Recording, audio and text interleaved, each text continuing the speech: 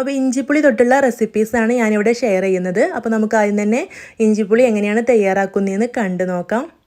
ഇതിനു വേണ്ടി പാനിലേക്ക് 2 ടേബിൾ സ്പൂൺ വെളിച്ചെണ്ണ ഒഴിച്ചു കൊടുത്തിട്ടുണ്ട്. വെളിച്ചെണ്ണ ചൂടായി വരുമ്പോൾ നമുക്കൊരു 1/4 ടീസ്പൂൺ കടുക് ചേർത്തൊന്ന് പൊട്ടിച്ചെടുക്കാം. കടുക് ഒന്ന് പൊട്ടി കഴിയുമ്പോൾ ഇതിലേക്ക് ഇഞ്ചി ചേർത്ത് കൊടുക്കാം. 1/4 കപ്പ് ഇഞ്ചി ഇതുപോലെ ചെറുതായിട്ട് കട്ട് ചെയ്തതാണ്, അതും കൂടെ ഇതിലേക്ക് ചേർത്ത് കൊടുത്തിട്ടുണ്ട്. അതിൻ്റെ കൂടെ തന്നെ 2 പച്ചമുളകും കൂടെ ചെറുതായിട്ട് വട്ടത്തിൽ കട്ട് ചെയ്തതും കൂടെ ചേർത്ത് കൊടുത്തിട്ടുണ്ട്. ഇത് ഈ എണ്ണയിൽ ഇട്ടിട്ട് നന്നായിട്ടൊന്ന് ഇതുപോലെ ഫ്രൈ ചെയ്തെടുക്കണം. ഇതിലേക്ക് 1/4 ടീസ്പൂൺ മഞ്ഞൾപ്പൊടിയും 1/2 ടീസ്പൂൺ മുളക് പൊടിയും കുറച്ച് കറിവേപ്പിലും കൂടെ ചേർത്ത് നല്ലപോലെ ഒന്ന് മൂപ്പിച്ചെടുക്കാം. അപ്പോൾ ഈ ഒരു ഇഞ്ചി കടിക്കുന്നത് ഇഷ്ടമില്ലാത്തവർ എണ്ണയിൽ നിന്ന് കോരിയെടുത്ത് ചൂടാറിയ ശേഷം ഒന്ന് പൊടിച്ചിട്ട് അതിലേക്ക് തന്നെ ചേർത്ത് കൊടുക്കാനും പറ്റും കേട്ടോ. ഇതിലേക്ക് 1 കപ്പ് പുളിവെള്ളം ഒഴിച്ചു കൊടുത്തിട്ടുണ്ട്. അതിൻ്റെ കൂടെ തന്നെ 1/2 കപ്പ് വെള്ളം കൂടെ ഒഴിച്ച് നന്നായി തിളപ്പിച്ചെടുത്തിട്ടുണ്ട്. ഇതിലേക്ക് ഒരിച്ചിരി ഉപ്പ് ചേർത്ത് കൊടുത്തിട്ടുണ്ട്. നന്നായിട്ട് തിളച്ച് വരുന്ന സമയത്ത് ശർക്കര ചേർത്ത് കൊടുക്കാം. ശർക്കര പാനിയായിട്ടും ചേർത്ത് കൊടുക്കുക കേട്ടോ. അപ്പോൾ മധുരത്തിന് വേണ്ടിയിട്ടുള്ള ശർക്കര ചേർത്ത് കൊടുത്തിട്ട് നന്നായിട്ട് കുറുക്കിയെടുക്കുക. അത് തണുത്ത് കഴിയുമ്പോൾ ഒന്നുകൂടെ കുറുകി കിട്ടും കേട്ടോ. അപ്പോൾ ഇഞ്ചിപ്പുളി റെഡി ആയിട്ടുണ്ട്. ഇനി നമുക്ക് ഓലൻ്റെ റെസിപ്പി കണ്ട് നോക്കാം. അതിന് വേണ്ടിയിട്ട് 1/2 കപ്പ് വൻപയർ രാത്രി മുഴുവൻ കുതിർത്ത് വെച്ചതാണ്. അത് കുക്കറിലേക്ക് ചേർത്ത് കൊടുത്തിട്ട് വേവിച്ചെടുക്കാൻ ആവശ്യമായിട്ടുള്ള വെള്ളവും ഉപ്പും ചേർത്ത് ഒന്ന് അടച്ച് വെച്ചിട്ട് 2 വിസിൽ ഹൈ ഫ്ലെയിമിൽ വേവിച്ചെടുക്കാം. മമ്പയർ നന്നായിട്ട് വെന്തുടഞ്ഞു പോകരുത്. ഇതുപോലെ പ്രസ് ചെയ്യുമ്പോൾ ഒന്ന് വെന്ത് കിട്ടിയാൽ മതി. ഇനി ഇതൊരു പാനിലേക്ക് മാറ്റിയിട്ടുണ്ട്. അതിലേക്ക് കുമ്പളങ്ങ കഷ്ണങ്ങളും പച്ചമുളകും കറിവേപ്പിലയും ആവശ്യത്തിന് ഉപ്പും കൂടെ ചേർത്ത് കൊടുത്തിട്ടുണ്ട്. ഇനി നല്ലപോലെ മിക്സ് ചെയ്ത് അടച്ച് വെച്ചിട്ട് വേവിച്ചെടുക്കാം. ഇടയ്ക്കിടെ ഇളക്കി കൊടുത്തിട്ട് ഒരു 15 മിനിറ്റ് ഒക്കെ ആകുമ്പോഴേക്കും ഈ ഒരു കുമ്പളങ്ങ കഷ്ണങ്ങൾ വെന്ത് കിട്ടും.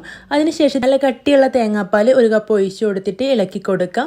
ഒരു 2-3 മിനിറ്റ് ഇതുപോലെ ഇളക്കി ഒന്ന് ചെറുതായിട്ട് തിളപ്പിച്ചെടുക്കാം. വെട്ടി തിളപ്പിച്ചെടുക്കരുത്, അപ്പോൾ തേങ്ങാപ്പാൽ പിരിഞ്ഞു പോകും. ഇനി ഫ്ലെയിം ഓഫ് ചെയ്ത ശേഷം ഇതിലേക്ക് 1 ടേബിൾ സ്പൂൺ വെളിച്ചെണ്ണയും കുറച്ച് കറിവേപ്പിലും കൂടെ ചേർത്ത് ഒരു 10 മിനിറ്റ് അടച്ച് വെച്ച ശേഷം ഇളക്കിയിട്ട് സെർവ് ചെയ്യാം കേട്ടോ. നല്ല ടേസ്റ്റി ആയിട്ടുള്ള ഓലൻ റെഡി ആയിട്ടുണ്ട്. ഇനി അടുത്തതായിട്ട് നമുക്ക് അവിയൽ എങ്ങനെയാണ് തയ്യാറാക്കിയെടുക്കുന്നതെന്ന് കണ്ടു നോക്കാം. പച്ചക്കറികളെല്ലാം പാനിലേക്ക് ചേർത്ത് കൊടുത്തിട്ട് പച്ചമുളക്, കറിവേപ്പില, ആവശ്യത്തിന് ഉപ്പ്, കുറച്ച് മഞ്ഞൾപ്പൊടി, 1 ടേബിൾ സ്പൂൺ വെളിച്ചെണ്ണ എന്നിവ ചേർത്ത് നന്നായി മിക്സ് ചെയ്ത് വേവിച്ചെടുക്കാൻ ആവശ്യമായിട്ട് 1 കപ്പ് വെള്ളവും ചേർത്ത് അടച്ച് വെച്ച് ഇടയ്ക്കിടെ ഇളക്കി കൊടുത്തൊന്ന് വേവിച്ചെടുക്കാം. നമുക്കിതിലേക്ക് ആവശ്യമുള്ളത് ചതച്ചെടുക്കണം. ചെറിയ ഉള്ളി, ചെറിയ ജീരകം, പച്ചമുളക്, കറിവേപ്പില എന്നിവ ഒന്ന് ചതച്ചെടുത്തിട്ട് അതിലേക്ക് 1 കപ്പ് തേങ്ങ കൂടെ ചേർത്ത് വീണ്ടും ഒന്ന് ചതച്ചെടുക്കുക. ഇതുപോലെ ചതച്ചെടുക്കണം കേട്ടോ, പേസ്റ്റ് ആക്കി എടുക്കരുത്. ഇനി പച്ചക്കറികൾ വെന്ത ശേഷം അതിലേക്ക് ചേർത്ത് കൊടുത്തിട്ട് നല്ലപോലെ ഒന്ന് മിക്സ് ചെയ്തെടുക്കാം. എന്നിട്ട് 2-3 മിനിറ്റ് ഈ തേങ്ങ ഒന്ന് വേവിച്ചെടുത്ത ശേഷം ഇതിലേക്കൊരു 1/4 കപ്പ് തൈര് ചേർത്ത് കൊടുത്തിട്ട് വീണ്ടും നല്ലപോലെ മിക്സ് ചെയ്തെടുക്കാം. അപ്പോൾ ഇത്രയേ ഉള്ളൂ. ആ ഒരു തൈരൊന്ന് നന്നായിട്ട് ചൂടായി കഴിഞ്ഞിട്ടുണ്ടെങ്കിൽ ഫ്ലെയിം ഓഫ് ചെയ്ത് 2 ടേബിൾ സ്പൂൺ വെളിച്ചെണ്ണ ചേർത്ത് കുറച്ച് കറിവേപ്പില കൂടെ ചേർത്ത് ഇളക്കി നല്ല അടിപൊളി അവിയൽ ഇവിടെ റെഡി ആയിട്ടുണ്ട്. അടുത്തത് കുമ്പളങ്ങ പച്ചടിയാണ്. വെള്ളരിക്ക വെച്ചിട്ടും ഇതുപോലെ തയ്യാറാക്കി എടുക്കാൻ പറ്റും. അപ്പോൾ അതെങ്ങനെയാണ് തയ്യാറാക്കുന്നത് നോക്കാം. അതിന് വേണ്ടിയിട്ട് 1/4 കപ്പ് തേങ്ങ ചിരവിയതും പച്ചമുളകും കൂടെ ചേർത്ത് ഒന്ന് ചതച്ചെടുത്തിട്ടുണ്ട്. അതിലേക്ക് 1 ടീസ്പൂൺ കടുകും കൂടെ ചേർത്ത് കുറച്ച് വെള്ളം ചേർത്ത് ഒന്നും കൂടെ ഒന്ന് ചതച്ചെടുക്കണം. എന്നിട്ടത് മാറ്റി വെക്കാം. ഇനി പാനിലേക്ക് കുമ്പളങ്ങ കഷ്ണങ്ങളാക്കിയത് ചേർത്ത് കൊടുക്കുക. അതിലേക്ക് ആവശ്യത്തിനുള്ള ഉപ്പും വേവിച്ചെടുക്കാൻ ആവശ്യമായിട്ടുള്ള 1/4 കപ്പ് വെള്ളം കൂടെ ചേർത്ത് അടച്ച് വെച്ച് ഇടയ്ക്കിടെ തുറന്ന് നോക്കി ഇളക്കി കൊടുത്ത് വേവിച്ചെടുക്കുക. ഒരു 15 മിനിറ്റ് ഒക്കെ കഴിയുമ്പോൾ തന്നെ വെന്ത് കിട്ടും. അതിലേക്ക് ഈ തേങ്ങാരപ്പും കൂടെ ചേർത്ത് 2-3 മിനിറ്റ് നന്നായിട്ടൊന്ന് തിളപ്പിച്ച് വേവിച്ചെടുക്കുക. അതിനുശേഷം ഇതിലേക്ക് 1/4 കപ്പ് തൈര് ചേർത്ത് കൊടുത്ത് ഇളക്കി നന്നായിട്ട് ചൂടായി വരുമ്പോൾ ഫ്ലെയിം ഓഫ് ചെയ്യുക. ഇനി പാനിലേക്ക് വെളിച്ചെണ്ണ ഒഴിച്ചു കൊടുത്ത് കടുക് പൊട്ടിച്ച് വറ്റൽമുളകും കറിവേപ്പിലയും കൂടെ ചേർത്ത് താളിച്ച് ഇതിലേക്ക് ഒഴിച്ചു കൊടുക്കാം. ഇത്ര പണിയുള്ളൂ. കുമ്പളങ്ങ പച്ചടി ഇവിടെ റെഡി ആയിട്ടുണ്ട്. ഇനി നമ്മൾ തയ്യാറാക്കുന്നത് ബീട്രൂട്ട് പച്ചടിയാണ്. അതിന് വേണ്ടിയിട്ട് ബീട്രൂട്ട് കുക്കറിൽ 2 വിസിലടിച്ച് വേവിച്ചെടുത്ത ശേഷം ചൂടാറിയിട്ട് മിക്സിയുടെ ജാറിലേക്ക് ചേർത്ത് കൊടുത്തിട്ടുണ്ട്. 2 ബീട്രൂട്ടാണ് ഞാനിവിടെ എടുത്തിട്ടുള്ളത്. കുറച്ച് ഉപ്പും കൂടെ ചേർത്തിട്ടാണ് വേവിച്ചെടുത്തിട്ടുള്ളത്. ഇതുപോലെ റഫായിട്ട് കട്ട് ചെയ്ത് വേവിച്ചെടുത്താൽ മതി. ഇനി നമുക്കിത് മിക്സിയുടെ ജാറിലിട്ടിട്ടൊന്ന് അരച്ചെടുക്കണം. ചൂടാറിയ ശേഷം മാത്രമേ അരച്ചെടുക്കാവൂ കേട്ടോ. അപ്പോൾ ഇതുപോലെ ഇവിടെ അരച്ചെടുത്ത് കൊണ്ടുവന്നിട്ടുണ്ട്. നമുക്കിതിലേക്ക് തേങ്ങ ചേർത്ത് കൊടുക്കാം. 1/4 കപ്പ് തേങ്ങ ചിരവിയത് ചേർത്ത് കൊടുത്തിട്ടുണ്ട്. ഇതിലേക്ക് 1 പച്ചമുളകും കൂടെ ചേർത്ത് കൊടുത്തിട്ടുണ്ട്. നല്ല എരിവുള്ളത് കാരണം ഒന്നേ ചേർത്ത് കൊടുത്തിട്ടുള്ളൂ. ഇനി ഇതിലേക്ക് ആവശ്യത്തിന് ഉപ്പ് ചേർത്ത് കൊടുക്കുക. അപ്പോൾ ബീട്രൂട്ടിലേക്ക് ഉപ്പ് ചേർത്ത് കൊടുത്തിട്ടുണ്ട്. അതിനനുസരിച്ചിട്ട് കുറച്ച് ചേർത്ത് കൊടുത്താൽ മതിയാവും. ഇതിലേക്കൊരു 1/4 ടീസ്പൂൺ ചെറിയ ജീരകം കൂടെ ചേർത്ത് കൊടുത്തിട്ടുണ്ട്. 1/2 ടീസ്പൂൺ കടുകും ചേർത്ത് കൊടുക്കുക. എന്നിട്ട് വെള്ളമൊന്നും ചേർത്ത് കൊടുക്കാതെ ഒന്ന് അരച്ചെടുക്കണം. കറിവേപ്പില കൂടെ ചേർത്ത് കൊടുത്തിട്ടുണ്ട് കേട്ടോ. ഇപ്പോൾ ഇവിടെ ഞാനൊന്ന് അരച്ചെടുത്തിട്ടുണ്ട്. ഇതുപോലെ ആയിട്ടുണ്ട്. ഇതിലേക്ക് 1/4 കപ്പ് തൈര് ചേർത്ത് കൊടുത്തിട്ടുണ്ട്. അപ്പോൾ തൈരിൻ്റെ അളവിൽ പുളിക്കനുസരിച്ചിട്ട് മാറ്റം വരാം കേട്ടോ. എന്നിട്ട് നല്ലപോലെ ഒന്ന് അരച്ചെടുക്കാം. അപ്പോൾ ഇതുപോലെ ഇവിടെ അരച്ചെടുത്ത് കൊണ്ടുവന്നിട്ടുണ്ട്. ഇനി നമ്മളിത് ഏത് പാത്രത്തിലാണോ തയ്യാറാക്കുന്നത് ആ പാത്രത്തിലേക്ക് ഇത് ഒഴിച്ചു കൊടുക്കാം. എന്നിട്ട് നന്നായിട്ടൊന്ന് തിളപ്പിച്ചെടുക്കാം. വെട്ടി തിളപ്പിച്ചെടുക്കരുത്. ഈ തൈരും തേങ്ങയൊക്കെ നല്ലപോലെ ചൂടാവുന്ന രീതിയിൽ ഇളക്കി കൊടുത്തിട്ട് 2-3 മിനിറ്റ് നേരം ഒന്ന് ചൂടാക്കിയെടുക്കാം. ഇനി നമുക്ക് ഫ്ലെയിം ഓഫ് ചെയ്തിട്ട് ഇതിലേക്ക് വേണ്ടിയിട്ട് വെളിച്ചെണ്ണയിലേക്ക് കടുകും വറ്റൽമുളകും കറിവേപ്പിലും കൂടെ ചേർത്തിട്ടൊന്ന് മൂപ്പിച്ചിട്ട് ഇതിലേക്ക് ഒഴിച്ചു കൊടുക്കാം. അപ്പോൾ ഇത്രയേ ഉള്ളൂ. ബീട്രൂട്ട് പച്ചടി ഇവിടെ റെഡി ആയിട്ടുണ്ട്. ഇനി അടുത്തത് കൂട്ടുകറി എങ്ങനെയാണ് തയ്യാറാക്കുന്നതെന്ന് നോക്കാം. അതിന് വേണ്ടിയിട്ട് 1/2 കപ്പ് കടല രാത്രി മുഴുവൻ കുതിർത്ത് വെച്ചതാണ് കുക്കറിലേക്ക് ചേർത്ത് കൊടുത്തിട്ട് 1/4 ടീസ്പൂൺ മഞ്ഞൾപ്പൊടിയും ആവശ്യത്തിന് ഉപ്പും ചേർത്ത് കൊടുത്തിട്ടുണ്ട്. ഇതിലേക്ക് 1 കപ്പ് വെള്ളം ഒഴിച്ച് കൊടുത്തിട്ട് 4 വിസിൽ വരെ വേവിച്ചെടുക്കണം. ഒരു വിസിൽ ഹൈ ഫ്ലെയിമിലും ബാക്കി 3 വിസിൽ ലോ ഫ്ലെയിമിലും വേവിച്ചെടുക്കുക. അത് വെന്ത് വരുന്ന സമയം കൊണ്ട് നമുക്ക് വെജിറ്റബിൾസ് വേവിച്ചെടുക്കാം. ചേന, പച്ചക്കായ, വെള്ളരിക്ക എന്നിവ ഓരോ കപ്പ് വീതം എടുത്തിട്ടുണ്ട്. കറിവേപ്പിലയും ഉപ്പും ചേർത്ത് കൊടുത്തിട്ടുണ്ട്. 1/4 ടീസ്പൂൺ മഞ്ഞൾപ്പൊടിയും 1 ടീസ്പൂൺ മുളക് പൊടിയും കൂടെ ചേർത്ത് കൊടുത്തിട്ട് ഇത് വേവിച്ചെടുക്കാൻ ആവശ്യമായിട്ട് 1 കപ്പ് വെള്ളം കൂടെ ചേർത്ത് കൊടുത്തിട്ടുണ്ട്. നന്നായി മിക്സ് ചെയ്ത് അടച്ച് വെച്ച് വേവിച്ചെടുക്കുക. ഇടയ്ക്കിടെ തുറന്ന് നോക്കിയിട്ടൊന്ന് ഇളക്കി കൊടുക്കുക കേട്ടോ. ഇനി ഇത് വെന്ത് വരുന്ന സമയം കൊണ്ട് നമുക്ക് തേങ്ങ വറുത്തെടുക്കാം. അതിനുവേണ്ടി പാനിലേക്ക് 3 ടേബിൾ സ്പൂൺ വെളിച്ചെണ്ണ ഒഴിച്ചു കൊടുത്തിട്ടുണ്ട്. കടുക് പൊട്ടിച്ച് ചെറിയ ജീരകം കൂടെ ചേർത്ത് കൊടുത്തിട്ടുണ്ട്. എന്നിട്ട് വറ്റൽമുളകും കറിവേപ്പിലയും മൂപ്പിച്ചെടുത്ത് ഇതിലേക്ക് 2 കപ്പ് തേങ്ങ ചിരവിയത് ചേർത്ത് കൊടുത്തിട്ട് നന്നായിട്ടൊന്ന് മൂപ്പിച്ചെടുക്കണം. നല്ല ഗോൾഡൻ ബ്രൗൺ നിറമാവുന്നത് വരെ മൂപ്പിച്ചെടുക്കുക. ഇതുപോലെ മൂപ്പിച്ചെടുത്തിട്ടുണ്ട്. ഇനി ഇതിൽ നിന്ന് 1/3 ഭാഗം മാറ്റി വെക്കാം. എന്നിട്ട് അത് നമുക്ക് അരച്ചെടുക്കാനുള്ളതാണ്. അതിനുശേഷം ഇതിലേക്ക് 1 ടീസ്പൂൺ കുരുമുളക് പൊടി കൂടെ ചേർത്ത് ചൂടാക്കി ഫ്ലെയിം ഓഫ് ചെയ്ത് മാറ്റി വെക്കാം. വെജിറ്റബിൾസ് വെന്ത ശേഷം ഇതിലേക്ക് കുക്കറിൽ വേവിച്ച് വെച്ചിട്ടുള്ള കടല ചേർത്ത് കൊടുക്കാം. എന്നിട്ട് ഇതിലേക്ക് 1/3 ഭാഗം മാറ്റി വെച്ചിട്ടുള്ള തേങ്ങ വറുത്തത് നല്ലപോലെ പേസ്റ്റ് രൂപത്തിൽ അരച്ചിട്ട് അതും കൂടെ ചേർത്ത് കൊടുത്തിട്ട് നന്നായിട്ട് മിക്സ് ചെയ്തെടുക്കാം. ഈ ഒരു സമയത്ത് 2 ടേബിൾ സ്പൂൺ ശർക്കരപ്പൊടി കൂടെ ചേർത്ത് കൊടുത്തിട്ടുണ്ട്. ഇനി ഇതെല്ലാം കൂടെ നന്നായിട്ട് ഇളക്കി കൊടുത്ത് ഒരു 3 മിനിറ്റ് തിളപ്പിച്ച് കുറുക്കിയെടുക്കണം. കുറുകി വന്ന ശേഷം ഇതിലേക്ക് നമ്മൾ വറുത്ത് വെച്ചിട്ടുള്ള തേങ്ങ ഒന്ന് ചേർത്ത് കൊടുത്തിട്ട് നല്ലപോലെ മിക്സ് ചെയ്യുക. അപ്പോൾ ഇത്രേ പണിയുള്ളൂ. നല്ല രുചിയുള്ള കൂട്ടുകറി ഇവിടെ റെഡി ആയിട്ടുണ്ട്. ഇനി അടുത്തതായിട്ട് നമുക്ക് മത്തങ്ങ വൻപയർ എരിശ്ശേരി എങ്ങനെയാണ് തയ്യാറാക്കുന്നതെന്ന് കണ്ടു നോക്കാം. കുതിർത്ത് വെച്ച വൻപയറും മത്തൻ കഷ്ണങ്ങൾ കൂടെ കുക്കറിലേക്ക് ചേർത്ത് കൊടുത്ത് ഉപ്പും വെള്ളവും ചേർത്തൊന്ന് വേവിച്ചെടുക്കാം. 2 വിസിൽ ഹൈ ഫ്ലെയിമിൽ വേവിച്ചെടുക്കാം. ഇതൊന്ന് വെന്ത് വരുന്ന സമയം കൊണ്ട് തേങ്ങ ചതച്ചെടുക്കാം. 1 കപ്പ് തേങ്ങയിലേക്ക് ചെറുള്ളി, വെളുത്തുള്ളി, പച്ചമുളക്, മഞ്ഞൾപ്പൊടി, ചെറിയ ജീരകം എന്നിവ ചേർത്ത് കൊടുത്തിട്ടുണ്ട്. അളവുകളെല്ലാം താഴെ കൊടുക്കാം. ഇനി ഒന്ന് അരച്ചെടുക്കാം. പേസ്റ്റ് പോലെ അരച്ചെടുക്കരുത്. ഇതുപോലെ തരിതരിപ്പായിട്ടൊന്ന് ചതച്ചെടുക്കാം. ഇനി ഇത് ആവി പോയ ശേഷം നമുക്ക് തുറന്ന് നോക്കിയിട്ട് നന്നായിട്ടൊന്ന് മിക്സ് ചെയ്യാം. മത്തൻ കഷ്ണങ്ങളൊക്കെ ഒന്ന് ഉടഞ്ഞ് കിട്ടണം. ഇതിലേക്ക് നമ്മൾ ചതച്ച് വെച്ച തേങ്ങാക്കൂട്ടും കൂടെ ചേർത്ത് 2 മിനിറ്റ് ഒന്ന് ഇളക്കി കൊടുത്ത് വേവിച്ചെടുക്കാം. ഇനി പാനിലേക്ക് വെളിച്ചെണ്ണ ഒഴിച്ചു കൊടുത്തിട്ട് ചൂടായി വരുമ്പോൾ കടുകിട്ട് പൊട്ടിച്ചെടുത്തിട്ട് വറ്റൽമുളകും കറിവേപ്പിലയും കൂടെ ചേർത്ത് മൂപ്പിച്ചെടുത്ത് ഇതിലേക്ക് എരിശ്ശേരി ചേർത്ത് കൊടുക്കാം. അപ്പോൾ ഇത്രയേ ഉള്ളൂ. നമ്മുടെ നല്ല ഓണസദ്യ സ്പെഷ്യൽ എരിശ്ശേരി ഇവിടെ റെഡി ആയിട്ടുണ്ട്. കുറുക്കുകാളൻ വളരെ ഈസി ആയിട്ട് എങ്ങനെ തയ്യാറാക്കിയെടുക്കുന്നതെന്ന് കണ്ടു നോക്കാം. ഇതിനു വേണ്ടി കുക്കറിലേക്ക് ചേനയും പച്ചക്കായും ഇതുപോലെ കഷ്ണങ്ങളാക്കി ചേർത്ത് കൊടുത്തിട്ടുണ്ട്. ഇതിലേക്ക് ഉപ്പ്, കുരുമുളക് പൊടി, 1/4 ടീസ്പൂൺ മഞ്ഞൾപ്പൊടി എന്നിവ ചേർത്ത് കൊടുത്തിട്ടുണ്ട്. വേവിച്ചെടുക്കാൻ ആവശ്യമായിട്ടുള്ള വെള്ളവും 2-3 പച്ചമുളകും കൂടെ ചേർത്ത് കൊടുത്തിട്ട് അടച്ചു വെച്ച് 2 വിസിൽ വേവിച്ചെടുക്കാം. 1 കപ്പ് തേങ്ങയിലേക്ക് 1 പച്ചമുളകും 1 ടീസ്പൂൺ ചെറിയ ജീരകവും 1/4 ടീസ്പൂൺ മഞ്ഞൾപ്പൊടിയും കൂടെ ചേർത്ത് കുറച്ച് വെള്ളം ഒഴിച്ച് നല്ല പേസ്റ്റ് രൂപത്തിൽ അരച്ച് മാറ്റി വെക്കാം. ആവിയെല്ലാം പോയ ശേഷം ഇതവിടെ വെന്ത് വന്നിട്ടുണ്ട്. ഒന്ന് ചെറുതായിട്ട് ഉടച്ചു കൊടുത്ത ശേഷം ഇതൊരു പാനിലേക്ക് മാറ്റിയിട്ടുണ്ട്. ഇതിലേക്ക് തേങ്ങാരപ്പ് ചേർത്ത് നന്നായി മിക്സ് ചെയ്ത് ആ മിക്സിയിലേക്ക് കുറച്ച് വെള്ളം കൂടെ ഒഴിച്ച് അതും കൂടെ ചേർത്ത് കൊടുത്തിട്ട് ഒന്ന് തിളപ്പിച്ചെടുത്തിട്ടുണ്ട്.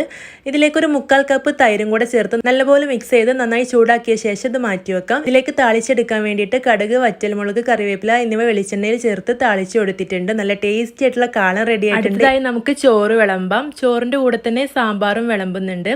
അപ്പോൾ സാമ്പാർ ഞാനിവിടെ ബൗളിലാക്കിയിട്ടും വെച്ചിട്ടുണ്ട്. അപ്പോൾ 4 ബൗളിലാണ് സെർവ് ചെയ്തിട്ടുള്ളത്. ഒരു ബൗളിൽ സാമ്പാറാണ് വെച്ചിട്ടുള്ളത്. ഓണസദ്യയിലെ നല്ല തനി നാടൻ സാമ്പാറിൻ്റെ റെസിപ്പി കണ്ടു നോക്കാം. വളരെ എളുപ്പത്തിൽ കുക്കറിലാണ് നമ്മൾ ഈ ഒരു സാമ്പാർ തയ്യാറാക്കിയെടുക്കുന്നത്. കുക്കറിലേക്ക് പരിപ്പ് നന്നായിട്ട് കഴുകി വൃത്തിയാക്കി ചേർത്ത് കൊടുത്തിട്ടുണ്ട്. കൂടെ പച്ചക്കറികളും ചേർത്ത് കൊടുത്തിട്ടുണ്ട്. ഇതിൻ്റെ അളവും കാര്യങ്ങളൊക്കെ താഴെ കൊടുക്കാം.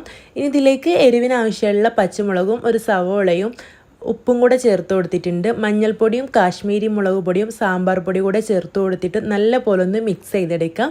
ഇതിലേക്ക് വേവിച്ചെടുക്കാൻ ആവശ്യമായിട്ടുള്ള വെള്ളം ഒഴിച്ചു കൊടുക്കാം. എന്നിട്ട് അടച്ചു വെച്ച് 2 വിസിൽ ഹൈ ഫ്ലെയിമിൽ വേവിച്ചെടുക്കാം.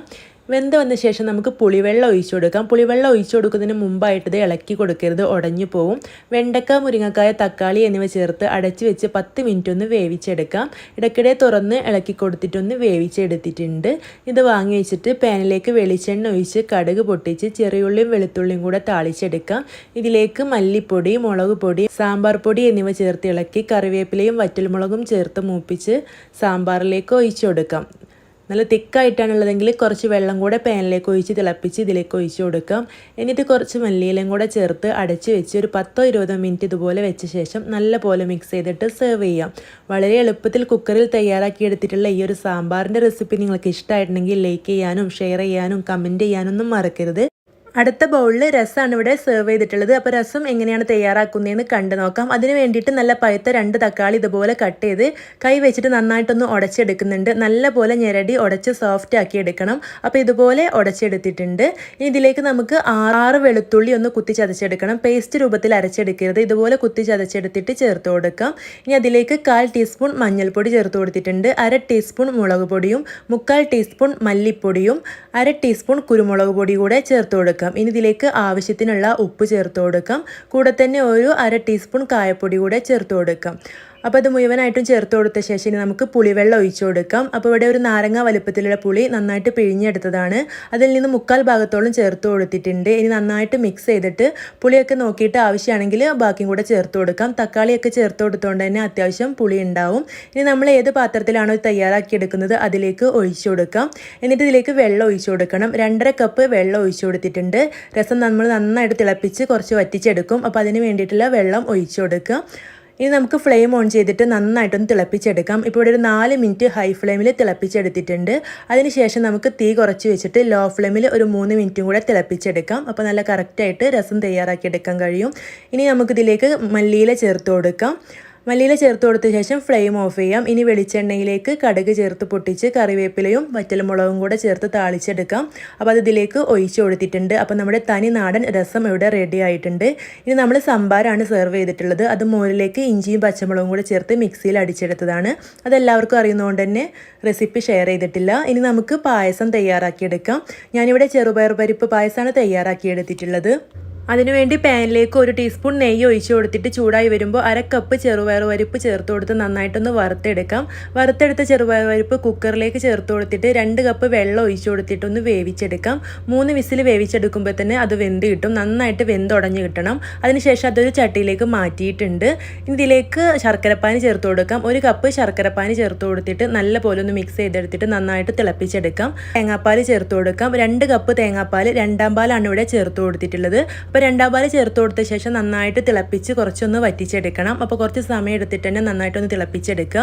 നന്നായി തിളച്ച് കുറച്ച് വറ്റിയിരുന്ന സമയത്ത് നമുക്ക് ഇതിലേക്ക് നല്ല കട്ടിയുള്ള 1ാം പാൽ ചേർത്ത് കൊടുക്കണം. ഇനി ഇതിലേക്ക് 1/2 ടീസ്പൂൺ ചെറിയ ജീരകവും 4-5 ഏലക്കായും ഒരിത്തിരി ഉപ്പും ചേർത്ത് ഒന്ന് പൊടിച്ചെടുത്തത് ഇതിലേക്ക് ചേർത്ത് കൊടുത്തിട്ടുണ്ട്. ഇനി ഫ്ലെയിം ഓഫ് ചെയ്യാം. ഇപ്പോൾ കുറച്ച് ലൂസാണെങ്കിലും തണുത്ത ശേഷം നല്ല കറക്റ്റ് കൺസിസ്റ്റൻസിയിൽ കിട്ടും. നെയ്യിലേക്ക് തേങ്ങാക്കൊത്തും കാഷ്യൂനട്ടും കിസ്മിസും കൂടെ മൂപ്പിച്ച് ചേർത്ത് കൊടുത്തിട്ടുണ്ട്. നല്ല ടേസ്റ്റി ആയിട്ടുള്ള ചെറുപയർ പരിപ്പ് പായസം ഇവിടെ റെഡി ആയിട്ടുണ്ട്. അപ്പോൾ നമ്മുടെ സദ്യ റെസിപ്പികളെല്ലാം നിങ്ങൾക്ക് ഇഷ്ടമായിട്ടുണ്ടാവുമെന്ന് കരുതുന്നു. 11 റെസിപ്പീസാണ് നമ്മൾ ഈ ഒരു വീഡിയോയിൽ ഉൾപ്പെടുത്തിയിട്ടുള്ളത്. ഇതുപോലെ ഓണസദ്യ തയ്യാറാക്കിയിട്ട് നിങ്ങളുടെ അഭിപ്രായം കമൻ്റായിട്ട് അറിയിക്കണം കേട്ടോ. ഈ റെസിപ്പി നിങ്ങൾക്ക് ഇഷ്ടമായിട്ടുണ്ടെങ്കിൽ നിങ്ങൾ എന്തായാലും ലൈക്ക് ചെയ്യണം. ഫ്രണ്ട്സിനും റിലേറ്റീവ്സിനൊക്കെ ഒന്ന് ഷെയർ ചെയ്ത് കൊടുക്കണം. ഈ ഒരു ഓണസദ്യൻ്റെ സമയത്ത് എല്ലാവർക്കും ഉപകാരം ആവുന്നൊരു വീഡിയോ ആയിരിക്കും ഇത്. അപ്പോൾ അതുകൊണ്ട് തന്നെ നിങ്ങൾ മറക്കാതെ ഷെയർ ചെയ്യണം കേട്ടോ. അപ്പോൾ ആദ്യമായിട്ടാണ് ചാനൽ കാണുന്നതെങ്കിൽ നിങ്ങൾ എന്തായാലും ഒന്ന് സബ്സ്ക്രൈബ് ചെയ്തിട്ട് സപ്പോർട്ട് ചെയ്യണം. ഇനിയും ഇതുപോലുള്ള നല്ല നല്ല വീഡിയോസൊക്കെ ഞാൻ ഷെയർ ചെയ്യുന്നതാണ്. നിങ്ങൾക്ക് കാണണമെങ്കിൽ നിങ്ങൾ സബ്സ്ക്രൈബ് ചെയ്തിട്ട് ബെല്ലൈക്കണും കൂടെ പ്രസ് ചെയ്ത് ഓൾ എന്ന ആ ഒരു ഓപ്ഷനും കൂടെ ഒന്ന് എനേബിൾ ചെയ്ത് വെക്കുക കേട്ടോ. അപ്പോൾ തുടർന്നും ഇതുപോലുള്ള ഈസി ആൻഡ് സിമ്പിൾ വീഡിയോസൊക്കെ ആയിട്ട് നമുക്ക് വീണ്ടും കാണാം. താങ്ക്